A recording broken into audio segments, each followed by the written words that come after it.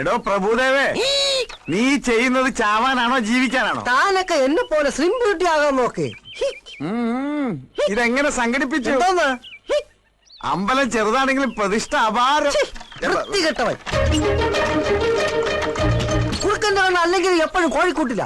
അങ്ങനെ ഇപ്പൊ താനൊന്ന് സൂഹിക്കണ്ട. അത് കൊള്ളാം. ചേട്ടാ എന്താ കാണാൻ വന്നതാ? അപ്പൊ നീയും കണ്ടോ? കണ്ടു. ഒരു കാര്യം ഞാൻ പറഞ്ഞേക്കാം. വെടിമരുന്ന് കുത്തി നിറച്ച 4 അമിട്ടുകുറ്റികളാണ് ഇവിടെ ഉള്ളത്. തീ വേണമെന്നില്ല, വെള്ളം ഒഴിച്ചാലും മതി പൊട്ടിത്തെറിക്കാൻ. പിന്നെ DNA ടെസ്റ്റ് എന്ന് പറഞ്ഞ് ഇവിടെ കൊടി പിടിക്കാൻ വരരുത്, പറഞ്ഞേക്കാം. നിക്ക് ചേട്ടാ, ഞാനത് പറയട്ടെ. ഞാൻ പറയുന്ന കേൾക്കാവോ? കേൾക്കാം. കേൾക്കാവോന്ന്? കേൾക്കാം.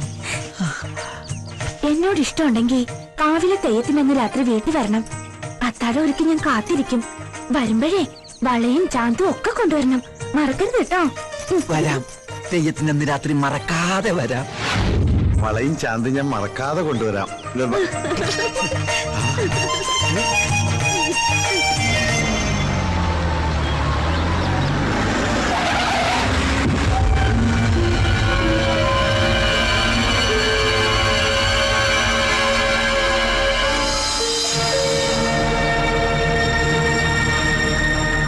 ഓരോ ദിവസം കഴിയുന്തോറും ടെൻഷൻ കൂടി വരിക.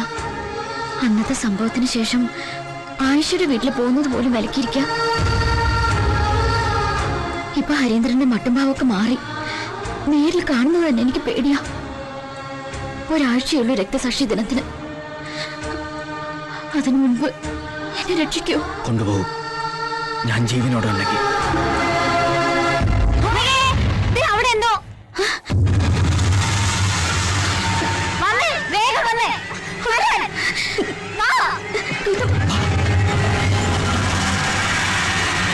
നമ്പ്യാർ സാർ വന്നേ.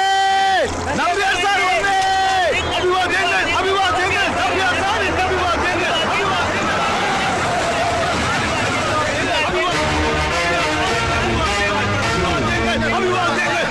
സാറൊരു മുന്നറിയിപ്പില്ലാതെ എന്തായാലും എന്റെ വരവൊരു സർപ്രൈസ് ആയില്ലേ? ഇക്കുറി രക്തസാക്ഷി ദിനത്തിന് എനിക്ക് പങ്കെടുക്കാൻ പറ്റില്ല. അപ്പോ ഇവരുടെ കല്യാണത്തിന് സാറുണ്ടാവില്ലേ? എന്ത് ചെയ്യാനാ, എക്സിക്യൂട്ടീവ് മീറ്റിംഗാ. തനിക്കറിയാവുന്നല്ലേ. ഈ തറവാട്ടിലെ എല്ലാ മംഗളകർമ്മങ്ങളും ഒരു കാരണവരുടെ സ്ഥാനത്തൊന്നും നടത്തി തരാറുള്ളത് സാറല്ലേ. അപ്പൊ ഇത് മാത്രം ഞാനില്ലെങ്കിലും എന്റെ അനുഗ്രഹം എല്ലാം ഉണ്ടായിരിക്കും. അയ്യോ അത് പോരാ, ഞാനൊരു കാര്യം തീരുമാനിക്കുക.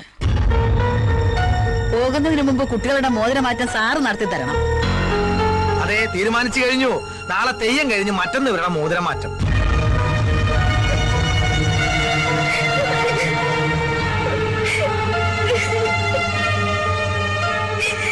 മോളെ, ദീപം സാക്ഷിയായി ഇങ്ങനൊരു ചടങ്ങ് നടക്കരുത്. അതിനു മുൻപ് നിങ്ങൾ എങ്ങോട്ടെങ്കിലും രക്ഷപ്പെടും. അല്ലാതെ നിങ്ങൾ ഒരുമിക്കാൻ ഒരു വഴിയും കാണുന്നില്ല. സ്വന്തം മകളോട് ഒളിച്ചോടാൻ അപേക്ഷിക്കേണ്ട ദുർവിധി ഒരമ്മയ്ക്കുണ്ടാവില്ല.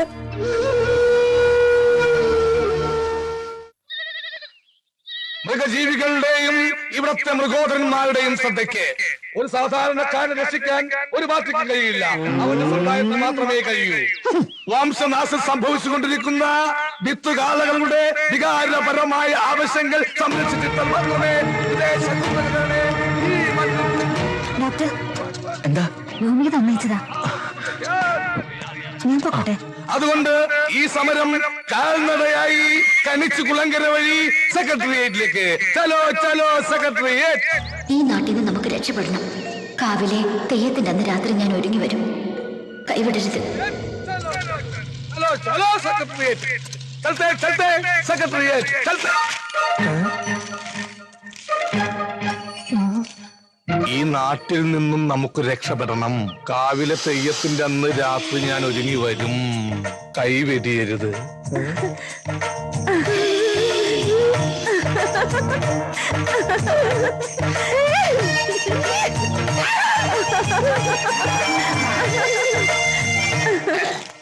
ചില സാങ്കേതിക തകരാറ് മൂലം എന്റെ സെക്രട്ടേറിയറ്റ് യാത്ര കാവിലെ തെയ്യം കഴിയുന്നവരെ മാറ്റിവെച്ചതായി ഞാൻ അസന്നിധമായി അറിയിച്ചുകൊള്ളുകയാണ്.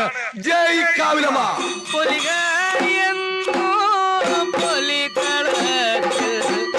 ആടുമ്പോഴാണോ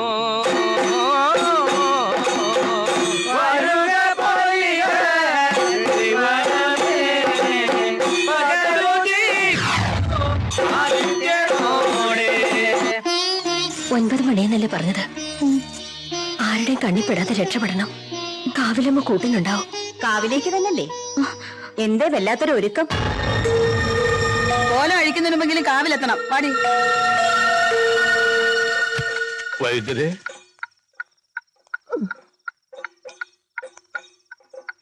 ഞാനിപ്പോ വന്നിരിക്കുന്നത് ഒരു ശത്രുവായിട്ടല്ല, മിത്രമായിട്ടാ. ഇനി ഒരിക്കലും എന്റെ ശല്യം വൈദ്യരേക്കുണ്ടാവില്ല. ഒളിച്ചോട്ടം ഒന്നിനും ഒരു പരിഹാരമല്ല. പക്ഷെ ചില കാര്യങ്ങൾക്ക് കൂടിയേ തീരൂ. ഒളിച്ചോട്ടോ?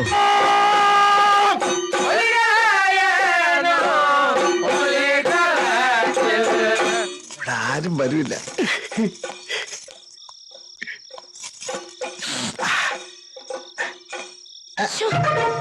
ചേട്ടാ, കുറുമ്പൻ.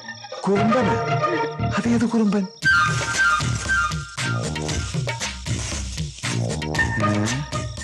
ഇതൊന്നും അറിഞ്ഞിട്ട് തന്നെ കാര്യം. നിത്യ വേണ്ട.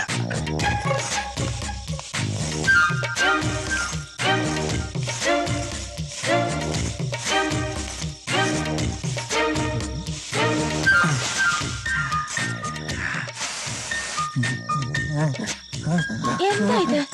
കള്ളൻ. ആരോട് ഇവിടെ സംസാരിക്കുന്നത്? പുറകെ പോയി നോക്കാം. വളകളോടെയും ഇങ്ങിതാ. അണിയാത്ത വളകൾ ഇതുകൊണ്ട് മിന്നിപ്പിച്ചേക്കണേ.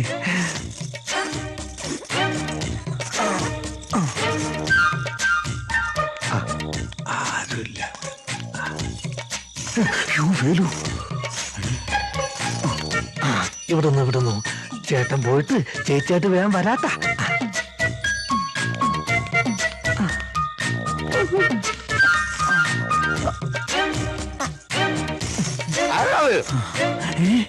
വേലുവല്ലേ? ബാൽക്കണിയിൽ ആളുണ്ട്.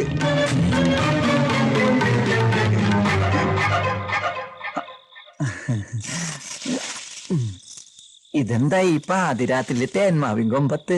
അതെ, ചക്ക പഴുത്താന്ന് നോക്കാൻ വേണ്ടി കയറിയതാ. മാവിലല്ലേ?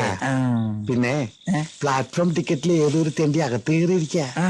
ഞാൻ ഈ ഹൈക്കമാൻഡിൽ കയറി ഒന്ന് നിരീക്ഷണം നടത്താന്ന് കരുതി. നീ എന്താ ഇവിടെ? ഞാൻ ചിട്ടി പിടിക്കാൻ വന്നതാ. തെയ്യം പ്രമാണിച്ചകത്ത് നറുക്കെടുപ്പ് നടക്കിയ. ആണോ? ആ ഭാഗ്യവാൻ ആരാണോ? ഞാനാണ് ആ ഭാഗ്യവാൻ. ചുവന്ന പട്ട് സാരി എടുത്ത് വെള്ള മുല്ലപ്പൂ ചൂടി രത്നക്കല്ല് പതിച്ച സ്വർണ്ണമാല അണിഞ്ഞ എന്റെ രത്നത്തിന്റെ ചുമലിൽ ചേർന്ന് ഇരിക്കുമ്പോ നിന്റെ കെട്ടിയോൻ ആ കാലമാറിനാകാൻ എപ്പോ കയറി വരുമോ? അതിന് ചേട്ടൻ ഇപ്പൊ വിയൂർ ജയിലല്ലേ? ഓ, അയാൾ ജയിൽ ഇടിഞ്ഞാലും പുറത്തിറങ്ങാതിരുന്നെങ്കിൽ നീ എത്ര ധന്യായാലും ഞാനും